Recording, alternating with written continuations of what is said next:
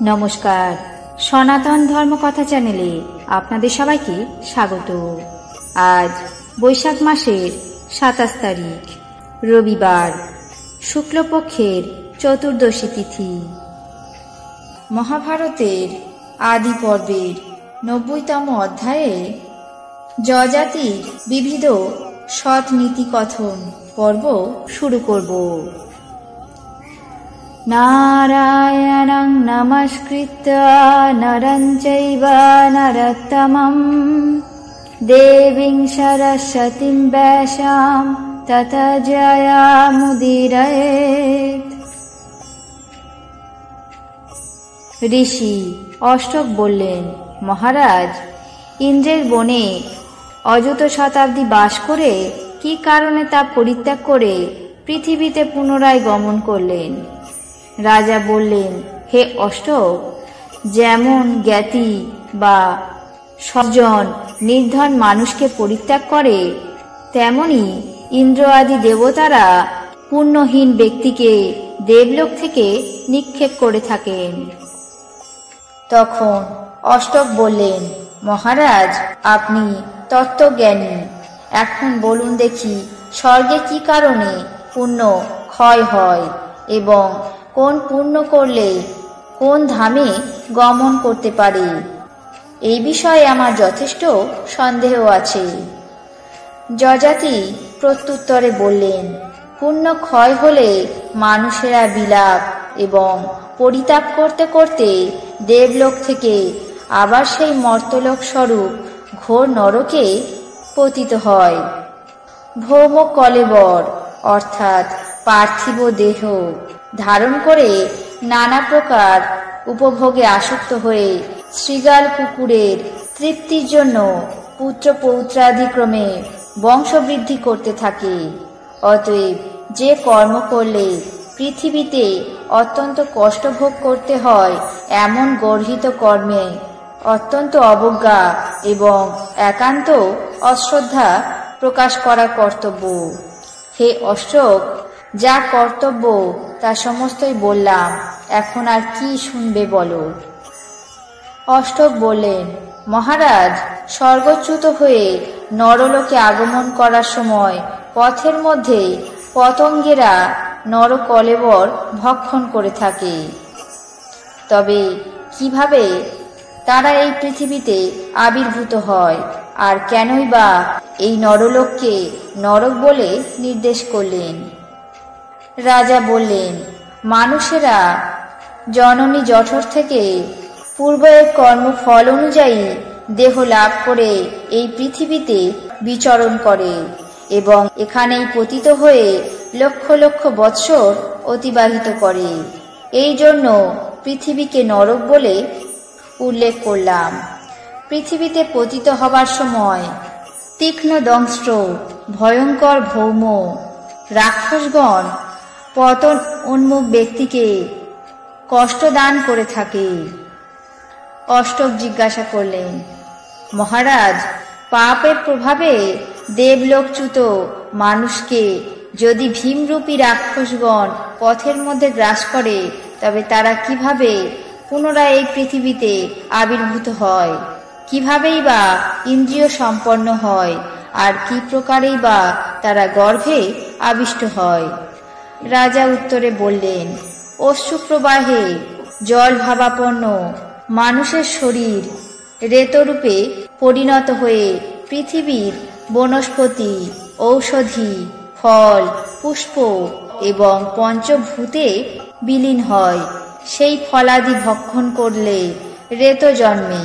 সেই রেত গজে সিক্ত হলে গর্ভের সঞ্চার হয়। তাতেই চতুষ্পদ, দ্বিপদ এবং জন্তুগণ গর্ভে আবির্ভূত হয়ে থাকে। অষ্টক বললেন, মহারাজ, গর্ভে আবির্ভূত জন্তু কি শরীর ছাড়া কিংবা সশরীরে গর্ভে অনুপ্রবিষ্ট হয়? আর কিভাবেই বা দেহের উন্নত চক্ষু, কর্ণ, নাসিকা, ইন্দ্রিয়বর্গ এবং চৈতন্য লাভ করে? এই বিষয়ে আমাদের সংশয় আছে। আপনি তত্ত্বজ্ঞ, অতএব এই সমস্ত বিশেষভাবে আমাদেরকে বলুন। রাজা প্রত্যুত্তরে বললেন, ঋতুকালে বায়ু পুষ্পরস অনুপৃক্ত রেতো গর্ভজনিতে আকর্ষণ করে।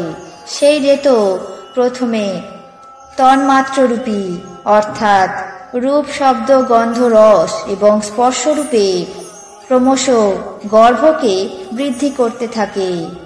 তারপর সেই গর্ভ অঙ্গ প্রত্যঙ্গ সম্পন্ন হয়ে পূর্বের বাসনা অবলম্বন করে মানুষ রূপে আবির্ভূত হয়।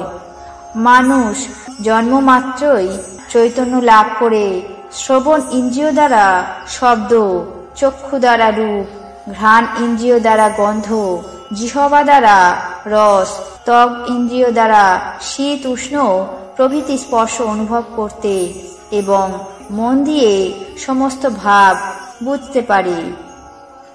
অষ্টক বললেন, মহারাজ, মৃত ব্যক্তির শরীর দগ্ধ, নিখাদ অর্থাৎ মাটিতে পুঁতে দেওয়া হয়, তবে মরণের পরে অভাবভূত পুরুষ কিভাবে পুনরায় চৈতন্য লাভ করে? যযাতি বললেন, পুরুষ প্রাণ ত্যাগ করে নিজের পাপ পুণ্য অনুযায়ী অচিরাত অন্য যোনি আশ্রয় করে। পুণ্যবান ব্যক্তিরা পুণ্যযোনি এবং পাপকারী ব্যক্তিরা পাপযোনি প্রাপ্ত হয়। কীট এবং পতঙ্গ আদি পাপকারী জন্তু, এই জন্য এরা পাপযোনির অন্তর্গত। চতুষ্পদ, দ্বিপদ, ষটপদ এরা পাপ স্বভাব, এই জন্য এরাও পাপযোনির অন্তর্গত। হে রাজসিংহ, যা বক্তব্য তা সবিস্তারে বললাম, এখন আর কি জিজ্ঞাসা করার আছে করো। অষ্টক বললেন, মহারাজ, মানুষ তপস্যা, বিদ্যা বা যেমন কর্ম অনুষ্ঠানের দ্বারা শ্রেষ্ঠ লোক প্রাপ্ত হয় আমি জিজ্ঞাসা করছি। মানুষ কিভাবে তপস্যা, বিদ্যা বা কর্ম অনুষ্ঠান দ্বারা শ্রেষ্ঠ লোক প্রাপ্ত হয় তা আমাদের কাছে বর্ণনা করুন। যযাতি বললেন, হে অষ্টক, তপস্যা, দান, সম, দম, লজ্জা, সরলতা এবং দয়া এই সাতটি স্বর্গের দ্বার স্বরূপ। সাধু লোকেরা বলে থাকেন, মানুষেরা অজ্ঞান কূপে মগ্ন হয়ে অহংকার দোষে সর্বদা বিনষ্ট হয়। অধ্যয়নশীল পাণ্ডিত্য অভিমানী যে ব্যক্তি বিদ্যার বলে অন্যের যশলোভ করে, সে পুণ্যলোক থেকে অচিরেই ভ্রষ্ট হয় এবং তার সেই অধ্যয়ন আদি ব্রহ্ম ফলপ্রদ হয় না।